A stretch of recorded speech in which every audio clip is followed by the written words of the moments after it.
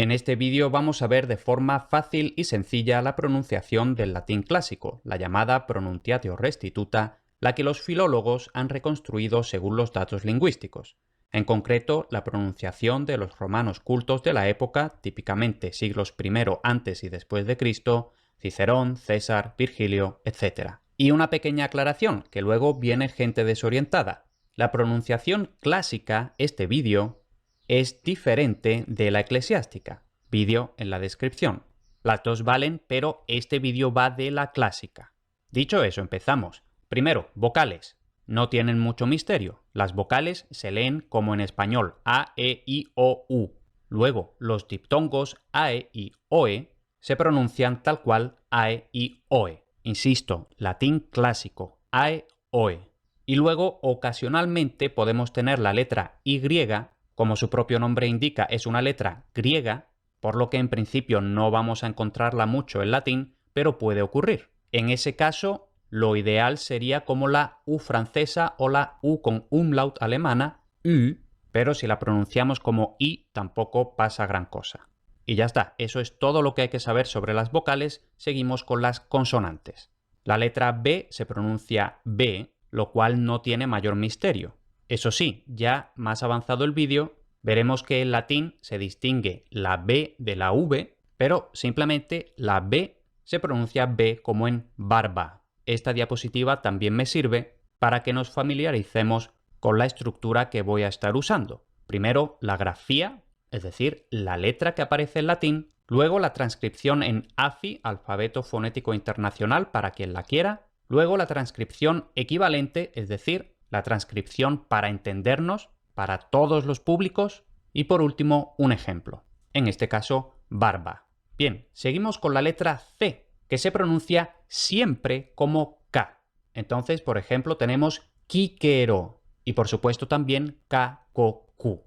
Luego podemos tener CH, que en principio se pronuncia como K aspirada, es decir, no K, sino K. Por ejemplo, carta, esto es a lo que debían de aspirar los romanos cultos, pero debía de ser muy frecuente pronunciarlo simplemente como la C sin la H. Luego pasamos a la G. Las letras de las que no hay nada que comentar simplemente me las salto. Por ejemplo, la D. La D se pronuncia D, pues ya está. Entonces tenemos la G que se pronuncia G, como en gato. Y lo mismo que pasaba con la C. Se pronuncia G incluso delante de I y de E. Por ejemplo, plagiger.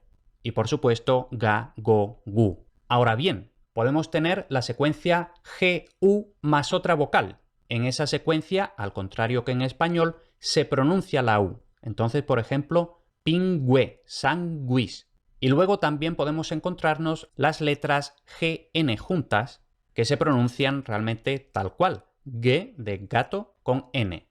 Por ejemplo, agnomen. Intentamos no pronunciar la G como J, agnomen, no, agnomen. Y luego esta secuencia en latín puede ocurrir al principio de palabra, eso en español no pasa, pero en latín puede ocurrir. En ese caso es aceptable pronunciar simplemente como si fuera una N. Lo que no es aceptable es introducir una E al principio. Por ejemplo, tenemos el verbo gnosko, lo ideal es pronunciar gnosco. Ahora, ¿qué no se puede? Pronunciamos nosco, no pronunciamos egnosco. Luego tenemos la letra H, que en latín clásico esmerado debía de pronunciarse como una aspiración. Entonces, por ejemplo, tenemos homo y nihil. Ahora bien, es aceptable no pronunciarla, aunque, como digo, los romanos cultos se esforzarían por conservarla. Lo que no es aceptable es pronunciarla como la J española, entonces no homo ni nihil, o homo nihil o simplemente homo nihil. Luego, una diapositiva un poco complicada, porque esto va a depender de la edición del texto. Habíamos dicho que I se pronuncia I. Eso es cuando la I es una vocal pura. El problema es que I también puede funcionar como semiconsonante. Por ejemplo, en Gaius o en Julius. Esto en algunas ediciones aparece directamente como J, entonces no tiene dificultad. J solo se pronuncia Julius, Gaius. El problema es si tenemos una edición que no escribe J, que de hecho es lo más frecuente, no escribir J. En ese caso hay que distinguir si la letra I está representando una vocal, que realmente es lo que pasa la mayoría de las veces, o está representando una semiconsonante, y eso ocurre principalmente en dos contextos. Aparece la I más otra vocal a principio de palabra, por ejemplo en you, li, us tenemos you. Entonces esa I del principio podría haberse escrito también como J. O si tenemos la I entre dos vocales. Por ejemplo tenemos Gaius, tenemos la I entre la A y la U, por tanto esa I no es una vocal sino una semiconsonante, Gaius. Luego tenemos la letra M, que simplemente se pronuncia como M. Ahora bien, la dificultad es que si la M aparece al final de palabra, lo cual es muy frecuente en latín, lo ideal es esforzarnos por pronunciarla como una M. Intentar no pronunciar N de naranja, sino M de Madrid. Entonces, por ejemplo, hominem, intentamos no pronunciar hominem, sino hominem, cerrando los dos labios. Luego tenemos la grafía PH, que es similar a CH. Entonces, una P aspirada, y por raro que esto nos pueda parecer, esto un romano culto lo pronunciaría pilosopía. También sería probablemente aceptable pronunciarlo como una P normal, pilosopía, pero probablemente un romano culto no habría encontrado aceptable pronunciarlo como F. Insisto, romano culto de época clásica. Luego tenemos la letra Q, que siempre aparece con la U, y esa U siempre se pronuncia. Entonces tenemos quo, que. Luego tenemos la R, que puede aparecer como en español una sola R o dos Rs. Y esto es esencialmente como en español, por lo que en principio no entraña gran dificultad. Una sola R se pronuncia R. Por ejemplo, carus. Ahora bien, si la R aparece a principio de palabra, se supone que en latín también era R simple. Entonces, en principio no era rex, como sería en español, sino rex. Yo personalmente creo que es absolutamente aceptable pronunciarlo rex. Quizá intentamos no exagerar demasiado la R. Entonces, rex o rex. Las dos valen. Luego, cuando tenemos dos Rs, no hay dificultad, como en español, carrus. Y muy ocasionalmente puede aparecer RH, también como si fuera R doble en español, rodos. Luego tenemos la letra S, que se pronuncia como en español. La gente que aspira o elide la S al final de palabra o a final de sílaba debe hacer el esfuerzo por pronunciarla. Por ejemplo, en solidus. Y en mi opinión no es aceptable pronunciarla sonora, como en casa en italiano o en catalán. No casa, sino casa, como en español, vaya. Luego podemos tener la S seguida de C, que realmente es simplemente la S tal y como hemos visto y la C como hemos visto muy al principio, es decir, SK. Por ejemplo, skilliket. Y cuidadín precisamente con eso, skilliket. Empezamos con la S, no ponemos una E por delante. No skilliket, sino skilliket. Y lo mismo pasa con cualquier otro caso de S líquida, es decir, S al principio de palabra seguida de consonante. Por ejemplo, spata o statua. Luego tenemos la T y precisamente la TH. Entonces, la T se pronuncia como T, ningún misterio, totus. Y luego, en pronunciación clásica, TI más otra vocal se pronuncia TI más otra vocal. Por ejemplo, praefatio. Nada de prefacio ni nada de eso. Eso es pronunciación eclesiástica. Aquí estamos con la clásica. Y luego, TH, como ya hemos podido escuchar y suponer, se pronuncia con una T aspirada, thesaurus. O si acaso con una T normal, thesaurus. Pero lo ideal, thesaurus. Luego tenemos la dificultad similar a la que teníamos con I y J. Habíamos dicho que la U se pronuncia como U cuando es vocal, pero la U también puede ser semiconsonante. Lo bueno es que, al contrario que pasaba con IJ, con UV, lo normal en las ediciones modernas es que aparezca escrito con V, con lo cual la escritura con V no supone dificultad. Sabemos directamente que es una semiconsonante, no es una vocal. Ahora bien, ¿cómo se pronuncia? No se pronuncia labio dental, no se pronuncia Volvo, no. Se pronuncia como la W del inglés, como Wolwo.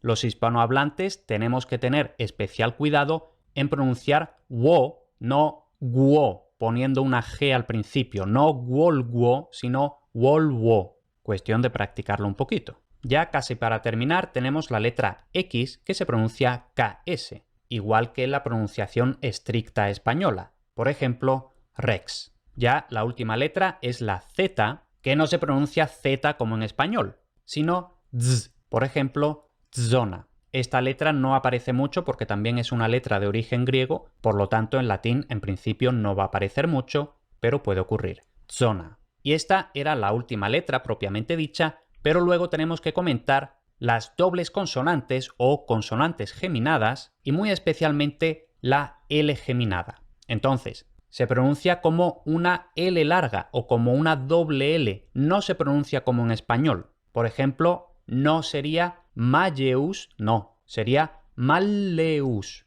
Entonces vemos que la L es larga o doble, Malleus. Y luego pueden aparecer también otras consonantes dobles. Lo ideal es pronunciarlas dobles, no simples. Por ejemplo, ecce o appius o cotta, mejor que eke, appius, cota. Eso en cuanto a las letras. Nos queda el tema de los acentos. Esto es un poco de malas noticias porque los textos clásicos no suelen indicar la sílaba tónica, ni siquiera los textos en ediciones pedagógicas, por lo que hay que aplicar la conocida como regla de la penúltima sílaba.